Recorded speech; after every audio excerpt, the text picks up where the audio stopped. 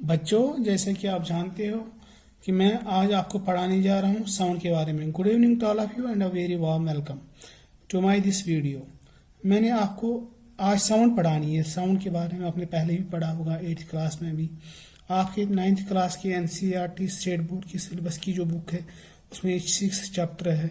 इसके बाद जब आप 10th में जाएंगे तो वहाँ भी आपको जो है साउंड के बारे में पढ़ना होगा। तो साउंड होती क्या चीज़ है?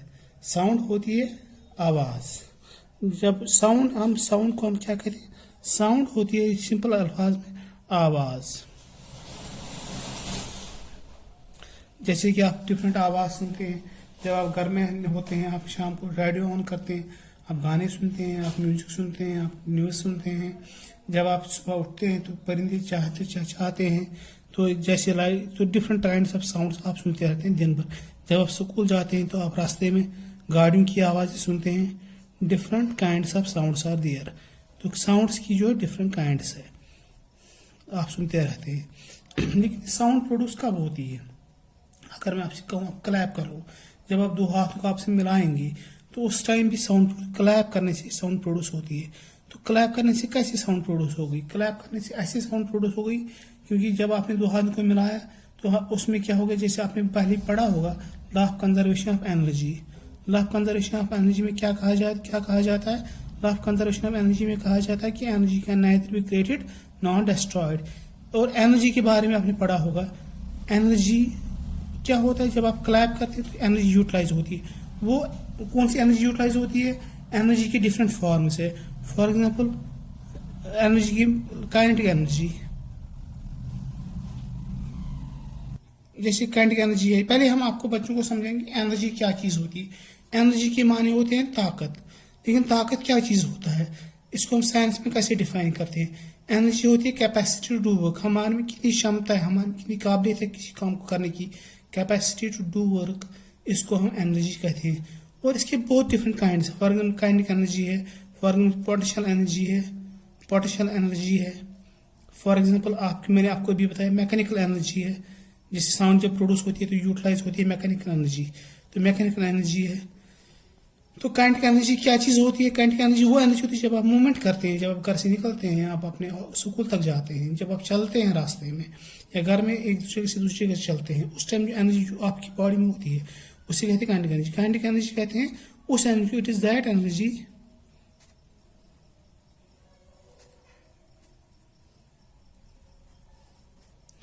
Which is present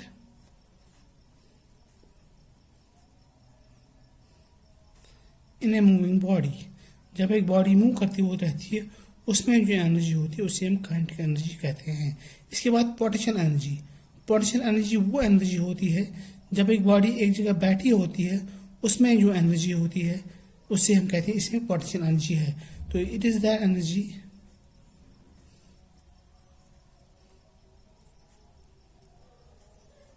which is present in a body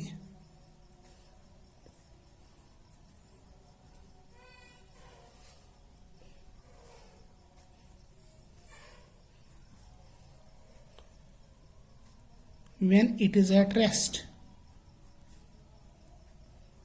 इस तरह से mechanical energy is combination of both kinetic and potential energy. Mechanical energy is combination of both kinetic and potential energy.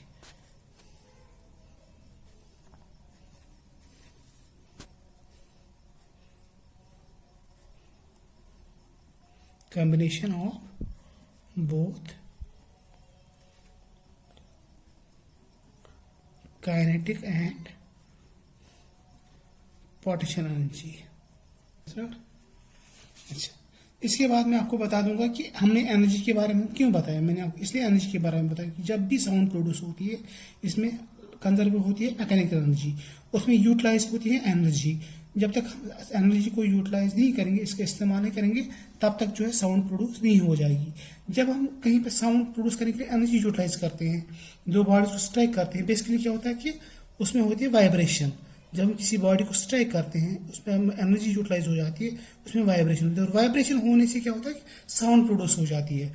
और जब मैंने एनर्जी के बारे में आपको बताया तो मुझे आपको ये भी बताना यहाँ पड़ेगा कि एनर्जी को किस क्वांटिटी में मेजर किया जाता है। SI यूनिट इसको जूल्स में मेजर किया जाता है।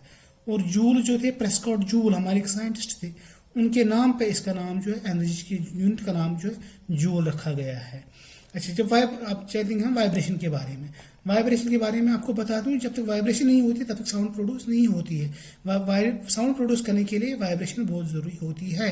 अब जब मैं आपसे बात कर रहा हूँ इस वीडियो के माध्यम से, तो मैं आपको ये भी बताऊं कि मेरे जो गला हुआ है, या किसी भी इंसान, जब कोई इंसान बात करता है उसके गले में वोकल कार्ड्स होते हैं, वो वाइब्रेट होते हैं, उसकी वजह से साउंड प्रोड्यूस होती है।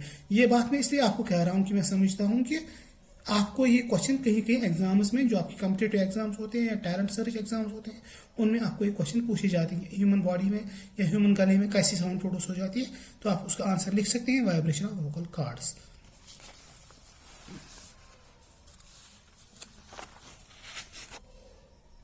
वाइब्रेशन प्रोड्यूस होने से साउंड प्रोड्यूस हो जाती है। जब वाइब्रेशन होती है, वाइब्रेशन क्या होती है, वाइब्रेशन डिफाइन कर सकते हैं, to and fro motion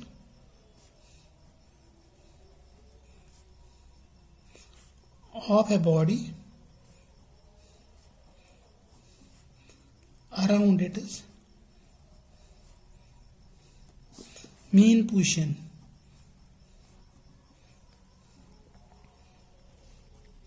leads to vibration.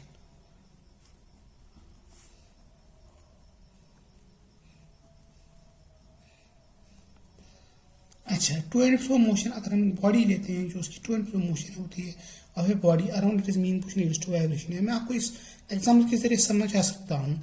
जब आप अपने घर में जाएंगे, आप तालाब के पास जाते हैं, आप एक पत्थर मारते हैं तालाब पे, आप देखते हैं तालाब पे रिपल्स डेवलप हो जाते हैं, तो दैट इज वाइब्रेशन।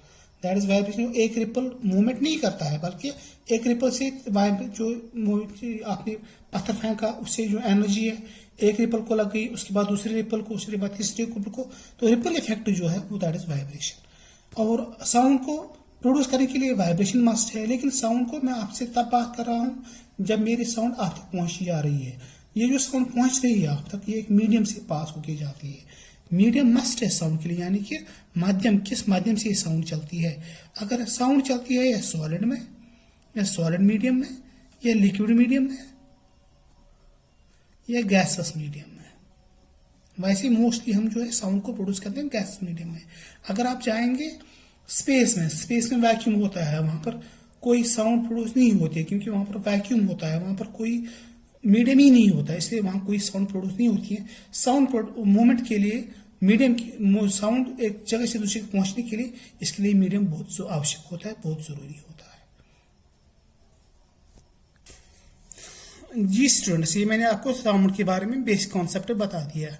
अब आगे मैं आपको आगे आने वाले वीडियोस में आपको मैं साउंड कैसे ट्रांसफर होती है, साउंड कैसे प्रोड्यूस होती है, साउंड एक जगह से दूसरे कैसे चली जाती है, और साउंड के क्या यूनिट्स है, साउंड के टाइम पीरियड क्या है, साउंड का एम्पलीट्यूड क्या है, वेव मोशन क्या है, साउंड एक वेव में मूव करती है, वो वेव क्या होती है, वो सब पढ़ाऊंगा।